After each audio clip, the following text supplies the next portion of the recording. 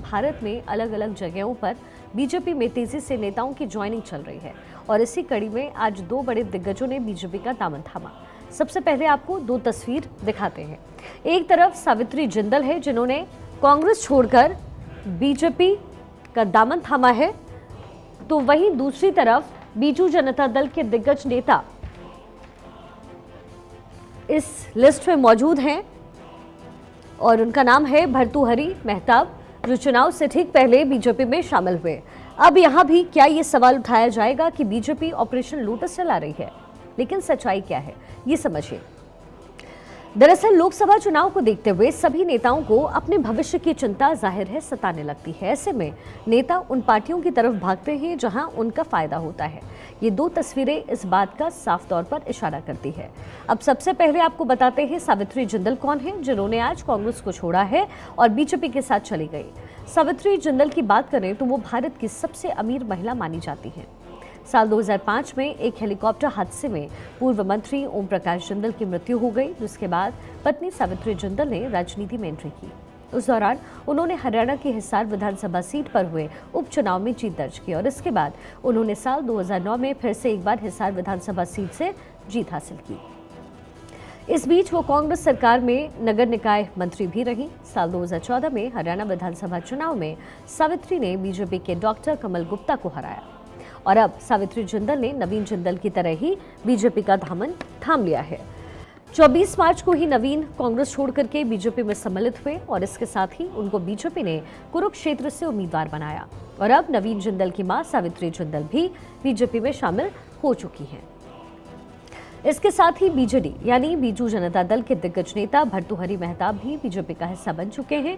उन्हें केंद्रीय मंत्री धर्मेंद्र प्रधान और बीजेपी नेता विनोद तावड़े ने पार्टी में शामिल करवाया और इसके साथ ही ओडिशा में बीजेपी ने अपना कुनबा और मजबूत किया। भर्तृहरि महताब की साख को समझना है तो उनके रिकॉर्ड को आप देखिए। भर्तृहरि महताब 1998 से 2019 तक लगातार कटक से जीतते रहे। 2014 से 2019 तक वो लोकसभा में बीजू जनता दल के नेता रहे। उन्होंने पिछले शुक्रवार को बीजू जनता दल की प्राथमिक सदस्यता से इस्तीफा दे दिया। भर्तृहरि महताब के बीजेपी में शामिल होने का मतलब साफ है कि ओडिशा में बीजेपी ने खुद को और भी मजबूत कर लिया है और ज्वाइनिंग के साथ ही मुलाकातों का दौर भी जारी है। बीजेपी में शामिल होने के साथ ही बीजेपी में शामिल हुए नेताओं ने जेपी नड्डा से मुलाकात की, जिनमें भर्तृहरि महताब भी शामिल थे। उसे कह रहे हैं हम वहाँ डबल इंजन की सरकार बनने जा रही है। तो आज ज्वाइनिंग हुई है तो कितना मजबूत मिलेगा? हाँ, पार्टी में आए रहे हैं और भी आएंगे। अभी ये पर 6 बार सांसद रहे हैं, वर्तमान सांसद हैं, 2 बार सांसद रहे हैं, बहन जी हैं। सर पार्टी स्ट्रेंथन होगा और हमारा बहुत सीनियर एमपी थे, सिद्धार्थ जी एमपी थे, जरूर पार्टी का ताकत बढ़ेगा। उड़ीसा में तो हुआ, सारा देश में इसका फायदा होगा। और अब बात महाराष्ट्र की, जहां पर चुनाव से पहले सियासी दाव पेच खेले जा रहे हैं। वोटर के बीच पकड़ बनाने की कोशिश की जा रही है और इसी बीच सियासी दल अपने अपने स्टार प्रचारकों के नाम का खुलासा कर रहे हैं। इसी कड़ी में शामिल है शिवसेना, जिसने अपने स्टार प्रचारकों की लिस्ट जारी की, जिसमें 2 सबसे अहम नाम शामिल हैं।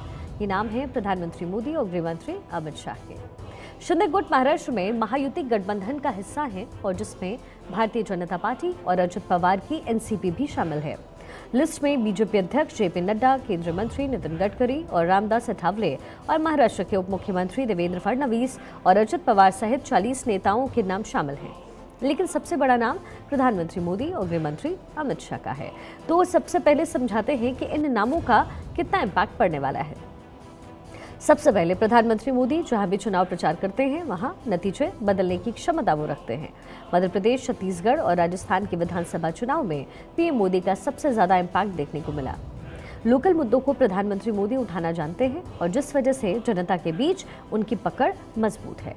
वहीं गृह मंत्री अमित शाह का नाम भी शिवसेना की प्रचार लिस्ट में शामिल है।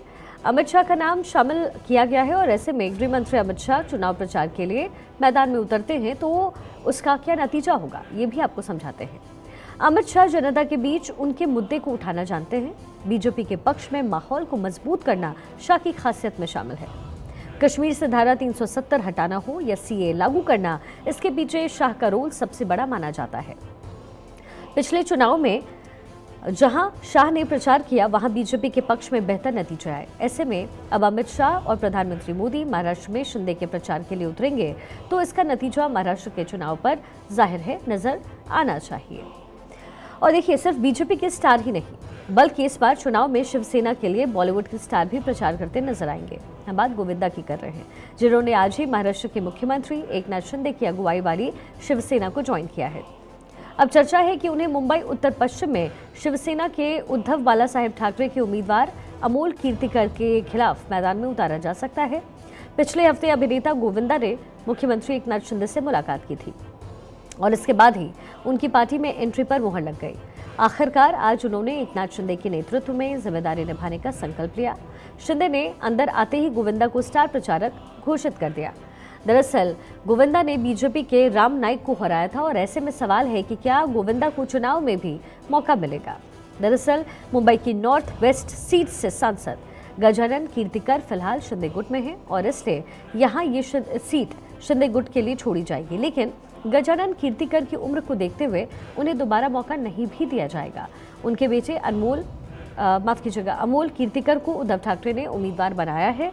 शिंदे गुट यहां से चुनाव लड़ने के लिए उम्मीदवार की तलाश कर रहे थे। ऐसे में गोविंदा की पार्टी में एंट्री से उनका चुनावी मैदान में होना भी लगभग तय है। ये पहली बार नहीं जब सियासी रंगमंच पर गोविंदा पंच लगाते नजर आएंगे। इससे पहले भी गोविंदा सियासी मैदान में किस्मत आजमा चुके हैं। 2004 के आम चुनाव में गोविंदा ने कांग्रेस के टिकट पर उत्तरी मुंबई सीट से चुनाव लड़ा और तब बीजेपी के दिग्गज नेता राम नाईक को उन्होंने हराया।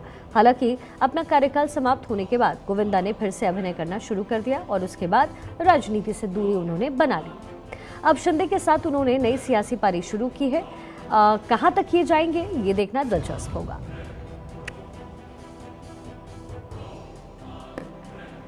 क्लीन ऑरा है, वही थॉट जो है मुझे अच्छा लगा और मुझे ऐसा लगा जो मोदी जी में नजर आता था। मैंने तभी कहा था कि ये हीज अलग नजर आते हैं। तो पिछले जो 9 वर्ष 10 वर्ष में हुआ है वैसे ही यहाँ पे आप देखेंगे तो वही प्रोग्रेस 2 वर्ष में वही देखने मिल रहा है। मुझे लगता है कि सौंदर्यीकरण, प्रोग्रेस, शहर, खास तौर पे आर्ट एंड कल्चर, उसमें हम क्या कर सकते हैं देखना चाहूंगा। लोकसभा चुनाव में टिकट को लेकर के आजम खां के गढ़ में समाजवादी पार्टी 2 हिस्सों में बंट गई है। एक तरफ अखिलेश यादव के प्रत्याशी दिल्ली की मस्जिद के इमाम मौलाना मोहिबुल्ला हैं, तो वहीं उनके मुकाबले आजम खां के करीबी आसिम राजा ताल ठोक रहे हैं। दोनों ने ही अपना नामांकन करा दिया है। रामपुर में चुनाव चाहे लोकसभा का हो या विधानसभा का, टिकट हमेशा आजम खां की मर्जी से ही होते रहे हैं और इस बार भी उनकी राय जानने के लिए अखिलेश यादव 5 दिन पहले सीतापुर की जेल में उनसे मिलने पहुंचे। तब आजम खां ने अखिलेश से ही रामपुर सीट से ही चुनाव लड़ने की पेशकश की, लेकिन अखिलेश रामपुर से चुनाव लड़ने को तैयार नहीं हुए और बताया जाता है कि अखिलेश अपने ही परिवार के दूसरे सदस्य को चुनाव लड़ाने के लिए तैयार थे, लेकिन आजम खां इस पर राजी नहीं हुए। इससे खफा आजम खान ने चुनाव बहिष्कार की घोषणा की। मंगलवार शाम लोकसभा उपचुनाव में प्रत्याशी रहे आसिम राजा ने मीडिया के सामने चुनाव बहिष्कार की घोषणा की। उनके साथ कई नेता भी मौजूद रहे। आजम खान का पत्र भी मीडिया को दिया गया और इस पर अखिलेश यादव ने दिल्ली में पुराने संसद भवन की मस्जिद के इमाम मौलाना मोहिबुल्ला को प्रत्याशी बनाया। इसके बाद उन्होंने नामांकन भी करवा दिया, लेकिन उनके साथ सपा का कोई स्थानीय नेता नजर नहीं आया और इसके बाद आजम खान के करीबी आसिम राजा भी कलेक्टेरिएट पहुंचे और नामांकन दाखिल किया। सपा जिलाध्यक्ष अजय सागर का कहना है कि हमारे प्रत्याशी आसिम राजा है। सपा नेता आजम खान ने 2009 में ही बागी तेवर अपनाए थे और तब जयाप्रदा सपा की प्रत्याशी थी, लेकिन आजम खान उनका विरोध कर रहे थे। फिर भी जयाप्रदा चुनाव जीत गई, लेकिन तब आजम खान ने किसी को प्रत्याशी नहीं बनाया और इस बार तो खुल करके उनके करीबी आसिम राजा ने नामांकन करा दिया है। 2009 में लोकसभा चुनाव के बाद आजम खान को पार्टी से निकाल दिया गया। पार्टी से निकाल दिए जाने पर आजम खान ने मुलायम सिंह का जमकर विरोध किया और तब तमाम उपचुनाव में सपा हारती चली गई। चलिए खबरों में आगे बढ़ते हैं। लोकसभा चुनाव के पहले चरण के मतदान के लिए नामांकन भरने के आखिरी दिन गुरुवार को विभिन्न लोकसभा क्षेत्रों से एनडीए और महागठबंधन के प्रत्याशियों के अलावा कई अन्य उम्मीदवारों ने भी नामांकन का पर्चा दाखिल किया है। संसदीय क्षेत्र में पूर्व मुख्यमंत्री और हिंदुस्तानी आवाम मोर्चा हम के संरक्षण जीतन राम मांझी तथा आरजेडी प्रत्याशी कुमार सर्वजीत ने पर्चा दाखिल किया।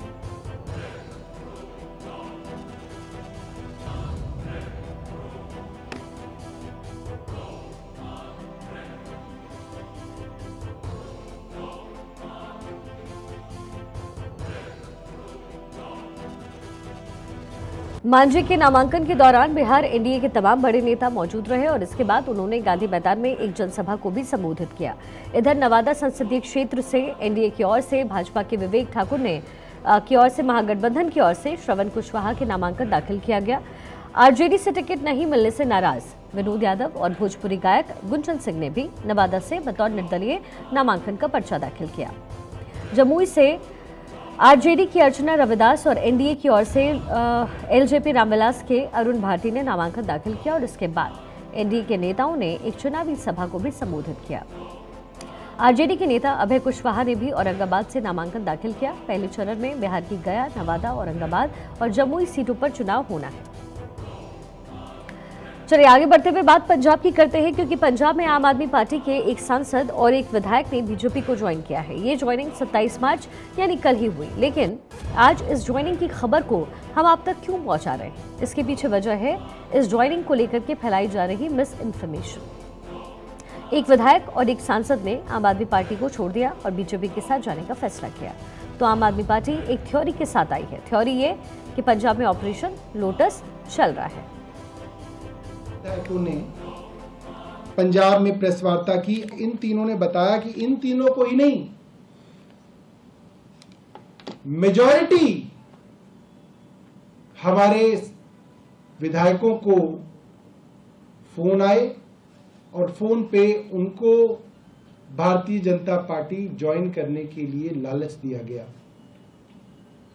मुझे लगता है कि जो अरविंद केजरीवाल कह रहे थे वो बात आज सच हो गई कि सिर्फ और सिर्फ आम आदमी पार्टी को तोड़ने के लिए, हमारी दिल्ली और पंजाब में सरकार गिराने के लिए ऑपरेशन लोटस चलाया जा रहा है। चलिए अब खबरों में आगे बढ़ते हैं। अब आम आदमी पार्टी की तरफ से ये दावा किया जा रहा है कि चुनाव से पहले पंजाब में उनकी पार्टी को तोड़ने की कोशिश चल रही है, लेकिन सच्चाई क्या है? वो विधायक जिन्होंने आम आदमी पार्टी को छोड़ा है और बीजेपी का हिस्सा बने हैं, उनकी हकीकत क्या है? वो खुद ज्वाइनिंग के बाद क्या कुछ बोले और क्यों उन्होंने आम आदमी पार्टी को छोड़ बीजेपी में जाने का फैसला किया, ये भी आप जानिए। नशे की गल करा तो नशे के उत्ते किसी तरह की कोई लगाम नहीं लगी। अज नशा उस तरह गलियां मुहल्लियां दे विच चिट्टा फलाना टमकड़ा जिहड़ा भी नशा और उस तरह विक रहा है। पर जिस टाइम विधान सभा दे विच असीं कोशिश की गल रखण दी, सानू टोकिया जांदा सी। सानू विधान सभा दे विच इन्हां दी मर्जी दे नाल बोलण दा जिहड़ा अधिकार सी, असीं अपनी मर्जी दे नाल नहीं बोल सकदे सी। असीं अपनी मर्जी दे नाल कोई भी बयानबाजी तुहानू मीडिया दे भरावां नू नहीं दे सकदे सी। मैं उन्हां पार्टी दे लोकां नू कहंदा मेरा मूंह बंद रहण दिओ। तुहाडे काले चिट्ठे मेरे फोन दे विच है। जे तुसीं मैनू जां मेरे परिवार नू मरवा दित्ता ते शायद तुसीं इस चीज़ तुहाडे तक नहीं पहुंच सकेगी, पर मैं फिर भी कोशिश करांगा कि मैं ये जिहड़ी चीज़ है सारी किसी न किसी रूप दे विच जिन्ने मेरे को एविडेंस है, मैं अपनी मेल के माध्यम के नाल किसी न किसी परिवार के सदस्य को देके जावांगा। वही लोकसभा चुनाव के लिए चुनाव मैदान को साधने का सिलसिला भी लगातार जारी है और इसी बीच उत्तर प्रदेश के मुख्यमंत्री योगी आदित्यनाथ ने मेरठ से हुंकार भरी और लगातार संबोधन में एक वोट की ताकत का भी उन्होंने जिक्र किया। तो इस समय जो समीकरण है उसे साधने की कोशिश लगभग हर पार्टी कर रही है, लेकिन सबसे बड़ा सवाल ये है कि आखिर 24 का चक्रवर्ती बनेगा कौन?